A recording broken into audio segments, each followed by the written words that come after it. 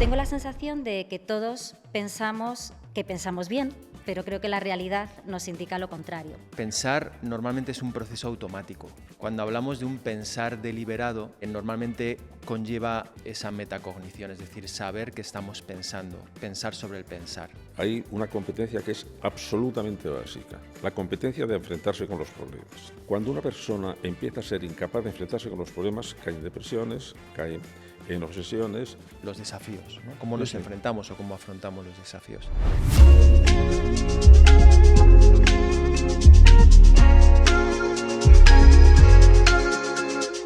Hola a todos y a todas y bienvenidos a este nuevo episodio de Pasen y Sean.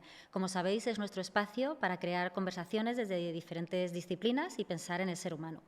Hoy tenemos un tema que nos atañe a todos porque vamos a hablar del arte de pensar. Y para ello tengo dos invitados que estoy muy contenta de tener aquí y que os voy a presentar enseguida. Voy a dar la bienvenida a José Antonio Marina, filósofo, pedagogo y como pocos que ha estudiado el pensamiento y que sobre todo nos enseña a pensar bien. Así bueno, Antonella, bienvenido. Encantado de estar aquí. Muchas gracias. Y también a Gustavo Díez, que es físico, es neurocientífico, es director de Niracara y también nos va a hablar mucho sobre la neurociencia del comportamiento y ayudarnos a entender cómo funciona un poco nuestro cerebro. Así que bienvenido también. Muchísimas gracias, Antonella. Un placer estar aquí al lado de vosotros dos. Lo mismo digo, tenía muchas ganas de tener esta conversación y voy a empezar por lo que considero esencial. Tengo la sensación de que todos pensamos que pensamos bien, pero creo que la realidad nos indica lo contrario. De hecho, tenemos como muchos ejemplos de cometer los mismos errores, de repetir incluso bulos y noticias. Y me sorprende sobre todo cuando lo hacemos personas que tenemos herramientas para hacerlo mejor, que hemos tenido acceso a estudiar, acceso a viajar. Aparentemente estaban todas las herramientas para hacer las cosas bien.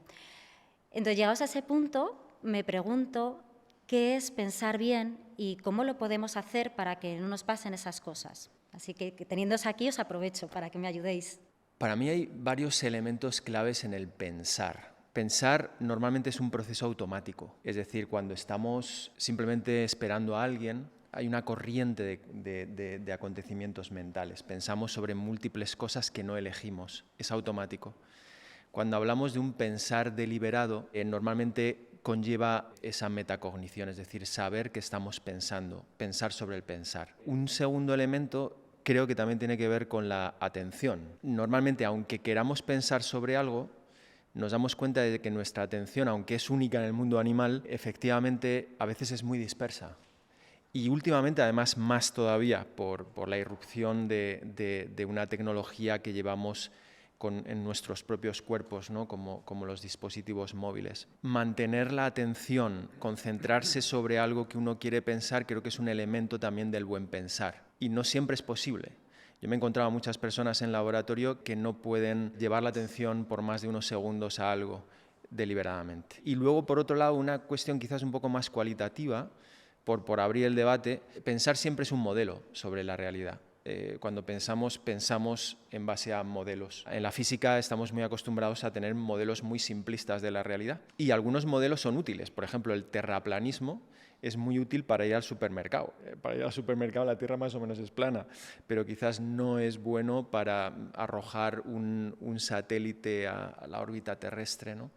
Entonces creo que también el ajuste del modelo a la realidad, o sea, tener la ambición de generar mejores explicaciones sobre la realidad, cualitativamente también es un elemento del buen pensar, dando cuenta de que, a mi juicio, el modelo nunca va a ser la realidad. O sea, hay una cuestión de no llegar a alcanzar del todo a través de nuestra explicación o nuestro pensar la realidad, pero esto es muy debatible. Bueno, yo creo que primero hay que definir exactamente qué significa la palabra pensar. Es unir coherentemente significados con vistas a una meta. Porque hemos necesitado ampliar la definición para poder incluir dos elementos. Uno, que las máquinas puedan pensar y que los animales piensan. Cuando el águila desde su peñasco ve un conejo y entonces su cerebro empieza a unir estímulos para guiar cómo mover las alas para coger al conejo, eso es un pensamiento.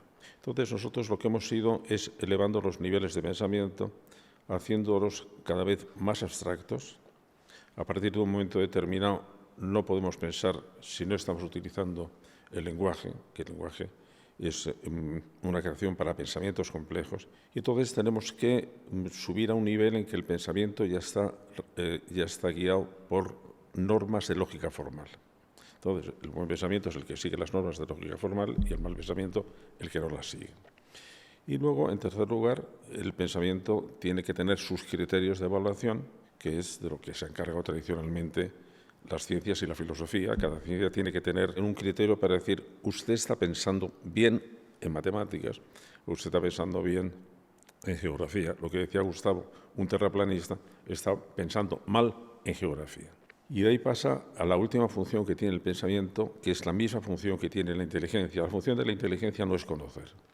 La función de la inteligencia es guiar el comportamiento para salir bien parado de la situación en que esté. Entonces, el buen pensamiento es el que es capaz de dirigir la acción. Cuando una persona piensa muy bien una solución, pero no es capaz de ponerla en práctica, su inteligencia está fallando. En los últimos años, lo que nos hemos dado cuenta, nuestra inteligencia maneja muy mal el pensamiento formal. Se equivoca con muchísima facilidad. Tiene unos sesgos cognitivos tremendos y entonces tenemos que estar siempre sometiendo, como decía Gustavo, una metacognición, esos pensamientos, porque si no, de entrada, nos vamos a equivocar siempre. A Daniel Kahneman le dieron el Premio Nobel de Economía precisamente por haber advertido, cuidado, que en la toma de decisiones económicas nos vamos a equivocar con muchísima facilidad porque tenemos una serie de fallos evolutivos que nos hacen propensos a ese tipo de equivocaciones. Escuchando lo que decíais, estaba pensando en el hecho también de tomar decisiones, y si tomar decisiones podríamos decir que es una consecuencia de pensar bien, o si podríamos no pensar bien tomando buenas decisiones, o cómo lo veis vosotros. Creo que la toma de decisiones normalmente también se produce de forma automática. El propio proceso de andar es una toma de decisiones que hace el sistema nervioso continuamente, o cuando agarramos una pelota que alguien nos tira. También hay una toma de decisiones motora ahí, ¿no? Hay una componente automática muy, muy potente. Puede ser eficiente. Eficiente en el sentido de que nos va resolviendo más o menos los problemas. Pero a veces esa automaticidad no resuelve, creo yo, los problemas. Y ahí es cuando a lo mejor podría operar esa metacognición y ese pensamiento deliberado. La cuestión ahí es que, a mi juicio, no solamente hay un pensar bien como si fuera un proceso solamente lógico, sino probablemente también ahí hay una regulación de las propias emociones. Es decir, parte del proceso del pensamiento está relacionado a lo mejor con esa regulación de la emoción y luego con el proceso de elegir la mejor solución dentro de las posibilidades que tenemos para resolver ese problema, ¿no? Creo que más o menos ahí está el link entre una cosa y otra, pero manteniendo esa componente más automática que creo que opera constantemente, ¿no? en nuestras tomas de decisiones. Yo creo que muchas veces, por una herencia, podríamos decir, platónica, hemos considerado que la función principal de la inteligencia es conocer y que su culminación es la ciencia. No, la inteligencia está dirigida a la acción y es la acción la última prueba de la inteligencia. De manera que el cerebro es un gran director de acciones y entonces para dirigir la acción necesita manejar información, unificar información mediante el pensamiento, necesita movilizar las emociones, de manera que toda esa articulación compleja del cerebro tiene como finalidad la acción. Y lo que tenemos que acostumbrarnos es a no juzgar la inteligencia por su capacidad de pensar, sino por cómo lleva a la acción esa capacidad de pensar. Es decir, una persona que pensara muy bien, pero luego no pusiera en práctica esas decisiones por pereza, por cobardía, no podíamos decir que es una persona muy inteligente. Cuando estoy en reuniones con colegas míos expertos en psicología cognitiva, me gusta presentarles una idea de la manera más escandalosa posible. Sé que se van a escandalizar, pero entonces prefiero decirlo así. Que la gran creación de la inteligencia es la bondad. Entonces me irán diciendo, usted es un perfecto imbécil. Voy a darles el argumento y díganme en qué parte del argumento no están de acuerdo. Vamos a ver. La función de la inteligencia es resolver el problema, ¿sí o no? Me dice, sí. Los problemas pueden ser de tipo teórico y de tipo práctico. Los problemas más complejos son de tipo práctico. ¿Por qué? Porque un problema teórico se resuelve cuando conozco la solución. Y un problema práctico no se resuelve cuando conozco la solución, sino cuando la pongo en práctica, que suele ser lo más difícil. Tercero, de los problemas prácticos, los más importantes, urgentes, universales, son los que tienen que ver con la convivencia, con la felicidad y con el modo justo de resolver los problemas. De manera que el comportamiento bueno es el que ve cuál es la buena solución a los problemas fundamentales y tiene la tenacidad, la valentía de ponerlos en práctica. A eso es a lo que llamamos bondad. Hombre, si primero he considerado que la bondad es una especie de blandenguería, de sumisión, de docilidad, bueno, así es muy fácil decir, ser bueno es como ser tonto. La ética es el mejor conjunto de soluciones que se le han ocurrido a la inteligencia humana para resolver los problemas de la convivencia y, por tanto, los problemas de la felicidad humana, y eso son palabras mayores. Sí, ¿qué parte? Dime, Y es que he puesto sobre la mesa el término inteligencia, digo, así que por Gustavo. Dime en qué parte del argumento no estás de acuerdo. Estoy más o menos de acuerdo contigo, pero hay una cuestión que es más una pregunta que un contraargumento, y es, ante un problema determinado, ¿cuál es la solución ética? ¿Hay más de una solución ética? Si hay más de una solución ética, ¿cuál es la más ética? Cuando estamos hablando de buenas soluciones, tenemos que tener criterios para evaluar las mejores soluciones. Eso en la ciencia lo tenemos muy bien. Los criterios de evaluación científica son ya muy rigurosos, están muy trabajados desde hace muchos siglos, pero sin embargo los criterios éticos no se han trabajado así, porque los criterios éticos han venido relacionados con ideologías, sobre todo con ideologías religiosas, es saber cuándo utilizamos la palabra ética y cuándo utilizamos la palabra moral. Todas las culturas se han enfrentado a los mismos problemas. En la historia universal de los problemas, al revisar cerca de 800 sistemas sociales diferentes, pues he visto que hay 8 problemas, que son 8 problemas que aparecen en todas las culturas, que tienen que ver además con estos problemas fundamentales de la convivencia, que es el valor de la vida, los bienes, su producción y su distribución, cómo se gestiona el poder, cómo se gestionan las relaciones sexuales y la fraternidad, cómo se trata a los débiles, a los extranjeros y cuál es la relación con la muerte y con los dioses. Entonces, esos son problemas fundamentales en todas partes. ¿Qué ocurre? Que cada una de las culturas lo ha solucionado a su manera. Esas son las morales. Y por lo tanto hay tantas morales como culturas. Cerca del 80% eran polígamas en su origen. Y ahora, sin embargo, son muy pocas las que son polígamas. ¿Por qué? Bueno, pues porque la poligamia era incompatible con la defensa de otros valores. Es decir, si yo estoy defendiendo, por ejemplo, la igualdad de hombre y mujer, tengo que restringir la poligamia, porque son incompatibles. En toda esta especie de evolución de la inteligencia ética es cuando hemos ido seleccionando estas soluciones mejor que esta solución. Es decir, la no esclavitud es mejor que la esclavitud. Vamos a ver por qué. Entonces, en cada momento ya no se trata de ver si los principios que eran no. Esto soluciona mejor el problema de la convivencia. ¿Qué soluciona mejor el problema de la convivencia? En que todas las vidas sean iguales o en que unas vidas sean más valiosas que otras. Bueno, pues entonces lo que hemos visto es que la igualdad en el valor de las vidas es un valor a defender.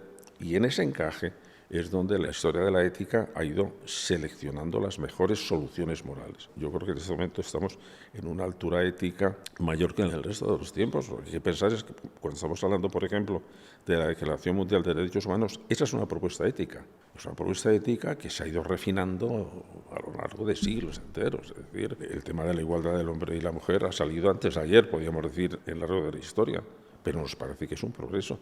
El que tuvieran derechos los niños durante la mayor parte de la historia no han tenido ningún derecho. El padre podía matarlos, darlos, venderlos, exponerlos y que se muriera. El momento que hemos empezado a pensar que los niños no eran propiedad del padre, sino que tenían derechos de por sí, llegamos a la Convención de Derechos del Niño, que es muy reciente, y que todavía hay 2 países que no han firmado, entre ellos Estados Unidos. Desde el punto de vista neurológico, bueno, empiezan a pensarse si nosotros tenemos algunos módulos especiales ya seleccionados evolutivamente, por ejemplo, para facilitar las conductas altruistas, que ya sabéis, Gustavo, que es un misterio evolutivo. Es decir, si la selección está para proteger los propios genes a lo largo de la vida, el comportamiento altruista, el comportamiento, por ejemplo, de defender a los débiles, que vemos ya en Atapuerca. Tenemos un par de esqueletos de personas que no pudieron vivir con las lesiones que tenían, sino que tuvieron que estar cuidadas por los demás. Esa es una conducta evolutivamente disparatada. ¿Por qué vamos a proteger a los débiles? Y, sin embargo, la cultura humana ha ido por ahí. Vamos a desarrollar un sentimiento que no tienen los animales, que es el sentimiento de la compasión. Me afecta el dolor del ajeno. Y ahí, que en principio la compasión estaba dirigida únicamente al grupo pequeño, estamos intentando ver si expandimos la compasión a grupos más grandes. Eso es un progreso ético. Y yo creo que el relativismo ético es una especie de pereza ética. Es decir, no podemos decir que todos los valores son iguales porque estén anclados en su cultura. Hay culturas que son más perfeccionadas éticamente que otras, de manera que las culturas en que no hay la ablación del clítoris de la mujer son culturas más evolucionadas y más perfectas que las que admiten la ablación del clítoris. Y decir que eso, que es una peculiaridad de las culturas, es meterse en una falta de comprensión de que estamos hablando de la buena resolución de problemas y que, por lo tanto, ahí sí podemos hacer criterios de evaluación. Y además tu definición me gusta mucho porque pones las diferentes morales como propuestas a la resolución de problemas y, por lo tanto, abres la puerta a que en un futuro podamos encontrar mejores respuestas a los problemas que tenemos ahora. Simplemente, además, porque es algo medible, o sea, es algo que podemos relacionar. Cuando el año 93 en Viena hay una convención para revisar los derechos humanos, entonces se forman dos bloques. Hay un bloque entre las culturas orientales, las culturas islámicas y las culturas africanas, que dicen que ellos no se sienten vinculados por la Declaración de Derechos Humanos porque esos son valores occidentales. Y el punto de discusión era, los derechos humanos son valores individuales, protegen a los individuos, mientras que estas culturas lo que pensaban es que la sociedad estaba por encima de los individuos y que, por lo tanto, el lazo social tenía que ser más importante que el lazo individual. Esas son dos posturas que tenemos que ver cómo justificamos que una es mejor que otra. Hasta ahora nosotros hemos justificado la postura occidental de que los derechos son individuales, porque tenemos la experiencia de que cuando los derechos individuales se supeditan a los derechos de la colectividad, el individuo desaparece y se puede hacer con él tropelías. Bueno, es que tenemos esa experiencia, pero todo eso hay que explicarlo, que no son creencias, sino que forman parte de una teoría de la inteligencia, que es la que yo me he empeñado en hacer toda mi vida, que empieza en la neurología y termina en la ética, pero por el propio desarrollo de la inteligencia.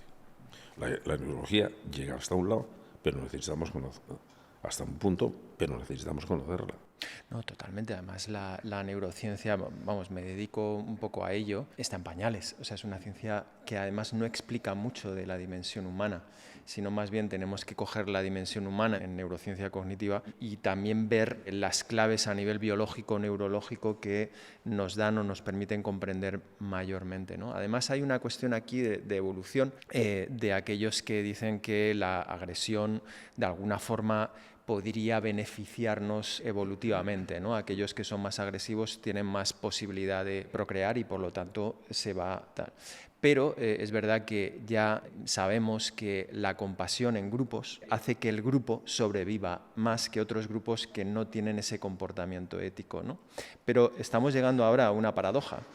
Y es que, como tú bien dices, en sociedades occidentales donde valoramos la ética, valoramos al individuo, etcétera, y no se pueden hacer tropelías, por lo tanto, por otro tipo de cosmovisiones, para los que venimos de la física y nos hemos metido en neurociencia, intentamos explicar el cerebro de formas muy simples y casi como las leyes, ¿no? Como la gravedad o lo que fuera. Y hay alguna teoría bastante interesante, por ejemplo, una en la que propone el cerebro como una máquina de predicción. Me explico. El cerebro no tiene toda la información del ambiente, tiene un poco, tiene fragmentos de información. O sea, a través de la exterocepción tenemos información, a través de nuestra propia experiencia tenemos parte de la información, a través de la interocepción tenemos otra parte de la información, pero no es gran información. Una parte fundamental de la inteligencia que a veces no se dice es cómo los sistemas cognitivos o cómo el cerebro en este caso trabaja con lo que no conoce. con las partes oscuras de la realidad, porque siempre hay incertidumbre. Pues bien, si nosotros entendemos el cerebro como un órgano de predicción, podríamos asumir que su principal función es disminuir la incertidumbre. Entonces, por eso, desde muchos puntos de vista más automáticos, cuando estudiamos animales, o más mediados también por voluntad-conciencia cuando estudiamos a hombres y mujeres, tiene que ver con esa tendencia del cerebro a reducir incertidumbre. Si una explicación le sirve al cerebro para generar una acción y esa acción más o menos le resuelve, que esto es otro tema, en el corto plazo, eso se va a quedar fijado.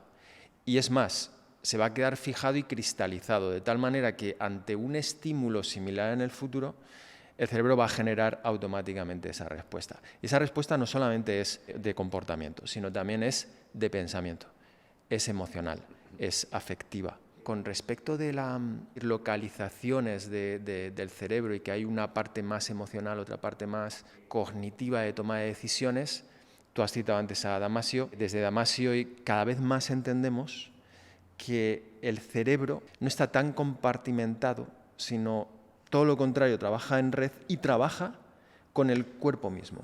La psicología occidental nunca dio mucha importancia a la atención. Es que el centro de la inteligencia es la atención. Yo pongo la atención en el estímulo. Lo que nos interesa en la escuela es que los niños controlen su atención involuntaria y pongan atención en algo que no les interesa, las ecuaciones de segundo grado. Ya está. De manera que tenemos ahí una especie de brecha evolutiva muy peligrosa. Somos muy precarios en esto. Quería recoger ese punto que estabais diciendo, ¿no? Porque habéis hablado hace un rato del tema de los automatismos en el comportamiento, ¿no? De esas chapuzas evolutivas que no acompañan. Y estaba pensando cómo los podríamos solucionar, porque mi sensación es que también hay como una, no sé cómo llamarlo, pereza cognitiva, ¿no? De incluso sabiendo esa metacognición, que cuando decimos esto nos referimos a ese concepto de ser consciente de que estoy pensando, entender qué estoy pensando y poder impactar en mis pensamientos y de ahí tomar las mejores decisiones en base a lo que hemos dicho antes, la eficacia, el resultado, la ética, la bondad, etc. ¿Qué podemos hacer o cómo podemos trabajar los sesgos, trampas que tiene el cerebro para llevarnos a esa eficacia de hacer las cosas de una forma rápida, ¿no? Que es como muy eficaz para sobrevivir, pero quizá para pensar bien a veces nos hacen alguna mala jugada? Sé que estoy diciendo muchas cosas, pero es por recoger todo lo que habéis dicho, que me iba apuntando, habéis abierto tantos melones que es como quería retomar. Ha sido José Antonio. Hay mucho conocimiento. Pero eso, esa pereza cognitiva puede ser una de esas chapuzas evolutivas, bajo mi forma de verlo hoy, que tenemos poca atención. Entonces, ¿cómo podemos mejorar esas chapuzas evolutivas desde un punto de vista biológico y también contextual? Yo he de confesar que cuando oigo la palabra chapuza evolutiva a veces se me remueven cosas.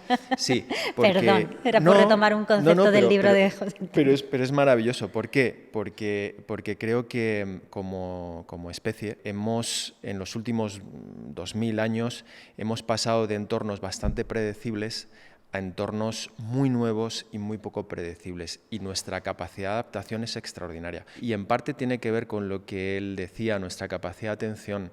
Cuando comparas el cerebro de un Homo sapiens al cerebro de un otro homínido, como por ejemplo el neandertal, nuestro cerebro, o sea, nuestro cráneo es globular. Es decir, es como redondo en comparación al cerebro de un neandertal, que es más chato. Y eso tiene que ver con redes atencionales, que son redes frontoparietales, que han ido creciendo, y eso nos permitió, por ejemplo, generar tecnología, o nos permitió generar conexiones sociales cada vez más complejas, porque no estábamos sometidos a una atención que es más dispersa. Y lo que nosotros hacemos en el laboratorio es específicamente intentar generar entrenamientos, y esto es una palabra como bastante clave, para fortalecer esa capacidad de atención sostenida, capacidad de metacognición, etcétera, etcétera. Vemos cómo no solamente su cerebro cambia estructuralmente, o sea, áreas muy típicamente relacionadas con la atención se engrosan, sino además que funcionalmente es mucho más hábil, por ejemplo, en su capacidad de irrumpir una información límbica, o sea, una información más emocional, inhibir información a lo mejor más automática, el pensamiento automático que normalmente tenemos, y poder dirigir la atención a un cierto lugar. La cuestión y lo malo es que, al igual que para entrenar cualquier otra cosa, la capacidad de reflexión, al igual que si nos entrenamos para ser filósofos, se necesita esfuerzo, para esto también se necesita esfuerzo. Y eso es una debilidad, ¿no? Porque no todo el mundo tiene el contexto social donde desarrollarlo, o sea, no todo el mundo tiene el acceso a este tipo de entrenamientos. A veces socialmente se vive en un tipo de contexto que desentrena las redes atencionales. O sea que la plasticidad es para bien porque podemos cambiar, pero es para mal porque podemos cambiar para mal, ¿no? Y el ser humano, verdaderamente, al ser tan plástico, si vive rodeado de estímulos constantes muy baratos a nivel de información, quiero decir, altamente adictivos, como decía José Antonio, es muy probable que sus redes atencionales vayan cambiando. Y esto nos lo demuestran los estudios. Se ha ido viendo una degradación del nivel de atención medido como attentional span, que es la cantidad de tiempo que uno puede estar atendiendo a algo sin ser distraído por otra cosa. Y esto probablemente tenga que ver por el sobreuso de redes sociales que efectivamente son muy adictivas, ¿no? Entonces esto se puede entrenar. Se puede entrenar también habilidades sociales. Una de las cosas que hemos investigado también está relacionada con la compasión. La compasión es algo entrenable, es decir, una persona que no tiene compasión hacia sí misma, por ejemplo, o hacia los demás, se puede entrenar. Vimos que había dos factores.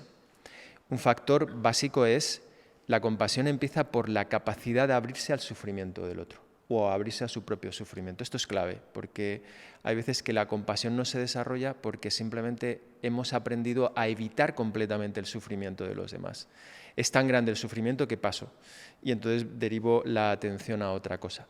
Y una segunda parte es efectivamente generar acciones, pensamientos, un tipo de comportamiento que intente aliviar el sufrimiento del otro. ¿Esto se puede entrenar? Pues parece ser que también se puede entrenar. No solo hay datos psicológicos, o sea, medidos con entrevistas, con cuestionarios, con tareas de comportamiento, sino también vemos que a nivel cerebral, de una forma más potente, ante tareas muy simples de poner imágenes de personas que están sufriendo, en los cerebros de las personas que han sido entrenadas, ¿no? Entonces, esta es la maravilla de la flexibilidad de nuestro cerebro que ya apuntó Ramón y Cajal, ¿no?, que antes lo ha citado. Nosotros nacemos con una línea básica, digamos, de competencias innatas, las que tienen que ver con la percepción, con la capacidad de memoria, esas las conocemos bastante bien. Pero nosotros, que somos seres culturales, posiblemente los factores que empiezan siendo aprendizajes culturales acaban por integrarse en parte en nuestra carga genética, pero necesitamos por lo menos unos 15.000 años. Los genes que dirigen el lenguaje son aprendidos, y sin embargo ahora los niños nacen ya con genes preparados para el lenguaje, de manera que a largo plazo es posible que podamos que vaya cambiando un poco el componente genético de nuestra especie, mientras tanto tenemos que aprenderlo.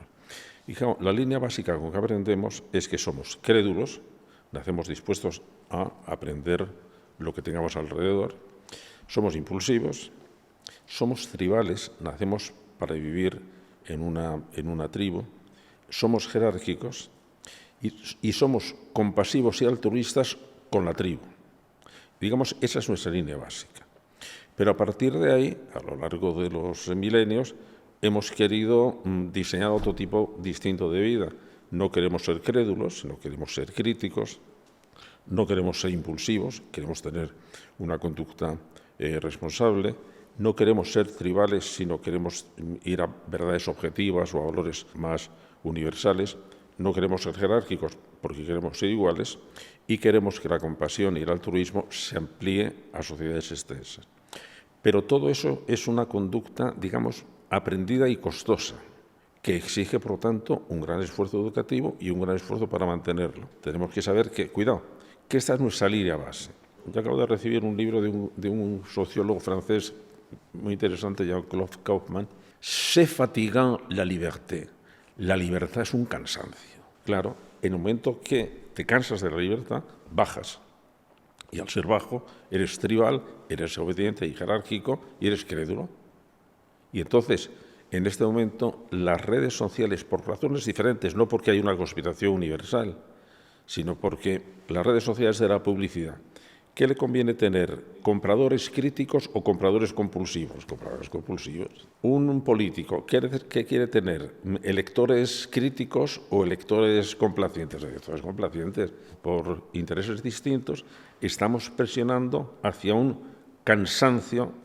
Acaba de aparecer un libro que se llama La sociedad del cansancio. Es decir, empezamos a cansarnos de la democracia porque es costosa. Está en crisis el pensamiento crítico, en crisis rotunda, pero incluso en las universidades de élite en Estados Unidos se empieza a decir no hay que introducir ninguna idea que inquiete a los alumnos.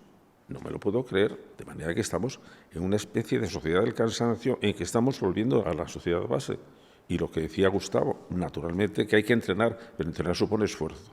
Y en esta sociedad del cansancio, de la felicidad fácil que decía Harari, estamos en un problema social y educativo tremendo porque estamos haciendo una sociedad muy, muy, muy vulnerable a la manipulación, muy vulnerable. ¿Puede ser que ahí impacte el peso que tiene el pensamiento colectivo? Porque me da la sensación, ¿no? Y me pongo en primera persona. Si, por ejemplo, me haces una pregunta, ¿no? o necesito pensar en algo o posicionarme en algo que me preguntéis, cuando lo hago individualmente soy más rigurosa, busco argumentos, Sí. me lo pregunto, Mira. lo digo. Pero si, por ejemplo, estamos los tres hablando sobre un tema y para mí tenéis criterio o sois personas a las que me gusta escuchar o seguir o que coincido, Antonella, me sumo. la presión del grupo, la presión de la sociedad, conduce, si no tienes la suficiente estructura personal. Y claro, estamos jugueteando con personalidades ameboides, personalidades débiles, personalidades fragmentadas.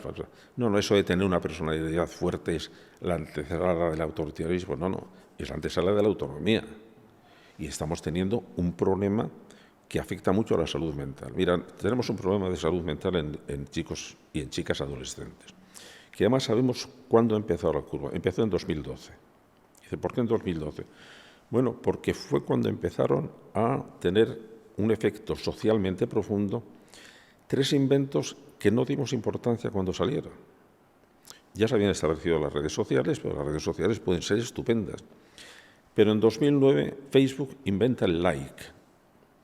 Los likes han sido demoledores para nuestra juventud, y para no la juventud, y para los políticos. Voy a la caza del like. Bueno, pero ese mismo año, además, se inventa el scroll infinito. Ya no tengo que molestarme para cambiar de estímulo, ni siquiera en dar a un botón. Hago así con el dedo. El otro día un asunto gracioso, ridículo.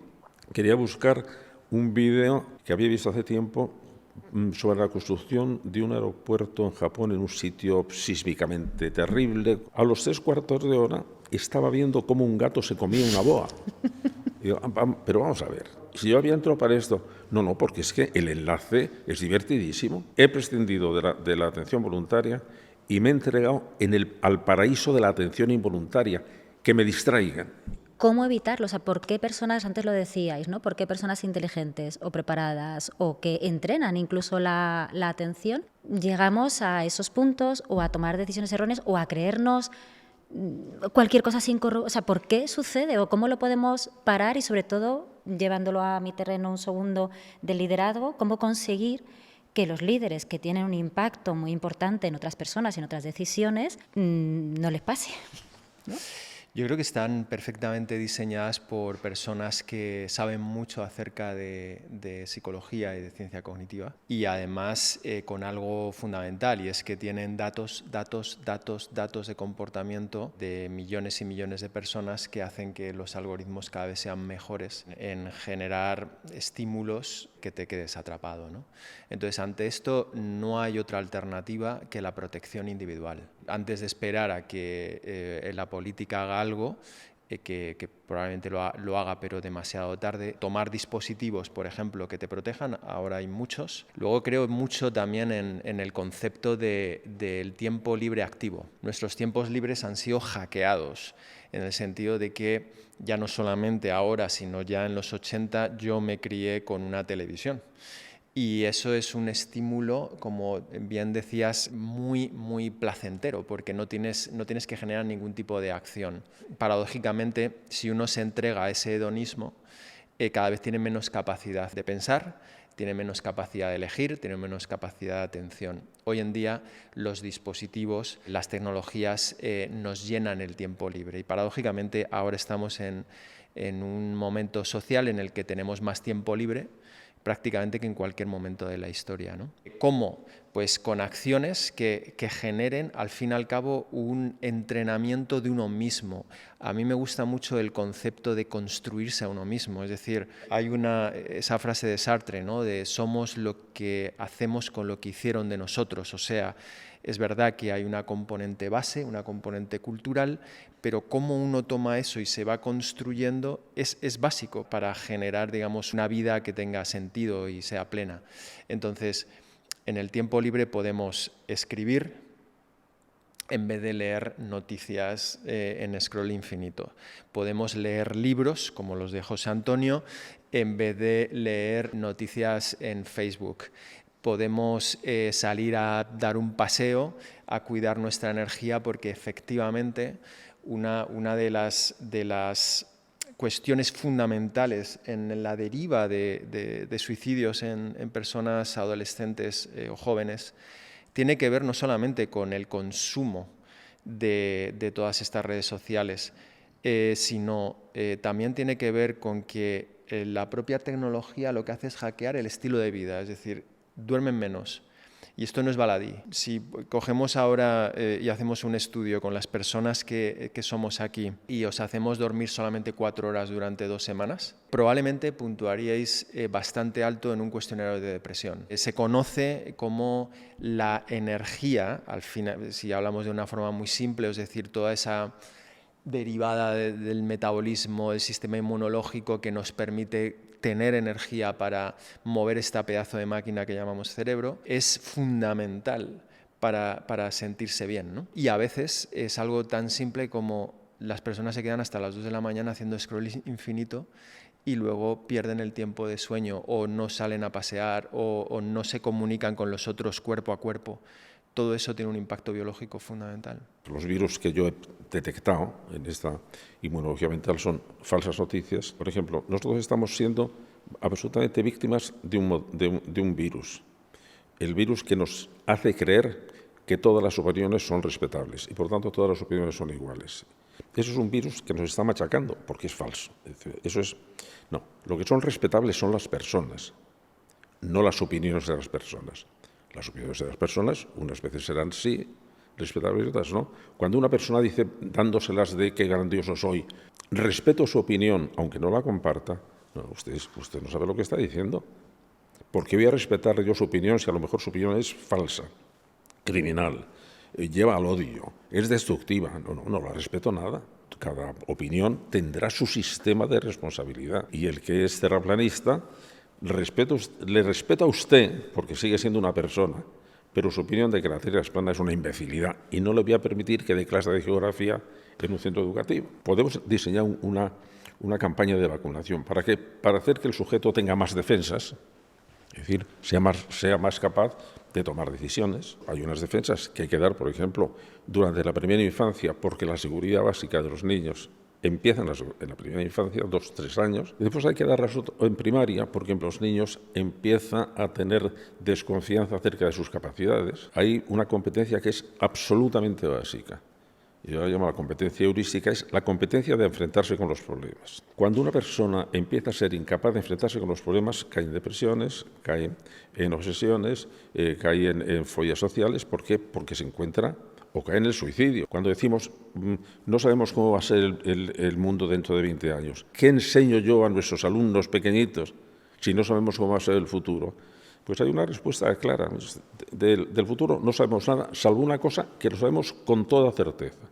Va a plantear problemas. Los desafíos, ¿no? Cómo nos enfrentamos o cómo afrontamos los desafíos. Hay una cosa que a mí me parece fundamental en la toma de decisiones. A veces cuando hago clases y pedagogía, les hago coger un hielo en la mano.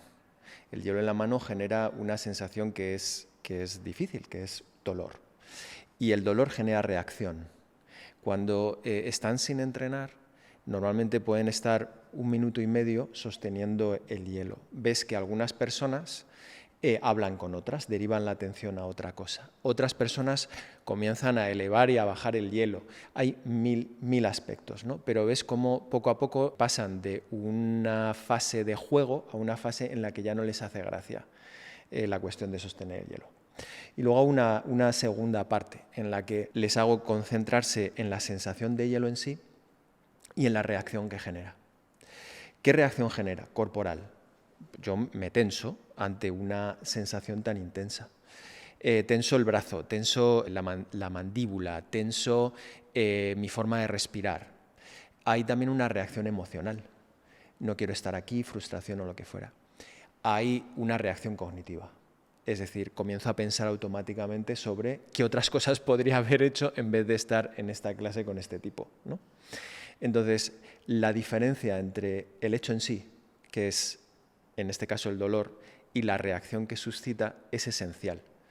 Porque casos de dolor crónico que hemos investigado durante años, el dolor crónico en sí mismo es dolor, pero lo que genera sufrimiento es la reacción a ese dolor. Las reacciones corporales, la reacción emocional, la reacción también cognitiva. Es clave para cualquier persona que tenga que tomar una gran decisión. Saber diferenciar el hecho en sí, que es el que es, y las reacciones que suscita en uno mismo y en la plantilla. Porque si no es así, esas reacciones son las que toman el control de la situación y nos hacen actuar.